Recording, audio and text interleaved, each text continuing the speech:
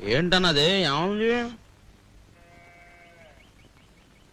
రాత్రి కాకావట్లో పోరాటం తిరిగి వస్తుంటేను నీలాంటి విశ్వాసం లేని కుక్క ఎంటబడింది. కంగారులో పరిగెత్తుకుంటూ వస్తూ పడ్డాను, దెబ్బ తగిలింది. ఏంటి పోతరాజు, ఏళ్ళకేమైంది? మనుషులే రోజుకో రకంగా మారిపోతున్నారు. ఏళ్ళదేముంది, ఏదో అయిందిలే. తమరి పని చూసుకోండి బాబు. ఏదో కాదు, ఇది అదే. ఏది? కుష్టు. ఏదో చిన్న దెబ్బ తగిలితే దాన్ని పట్టుకుని కుష్టు అంటావా? వెనకటికి మా ఊళ్ళో ఒక ఆయనకి ఇలాగే జరిగితే ఉండే కదా అని వదిలేశాడు. తర్వాత కుష్టం తేలింది, ఏళ్ళు కోసేశాడు. అమ్మతోడు ఎందుకైనా మంచిది, నిన్ను ఇయాలే హాస్పిటల్కి తీసుకెళ్ళమని అల్లుడు గారికి చెప్తాను. వస్తాను.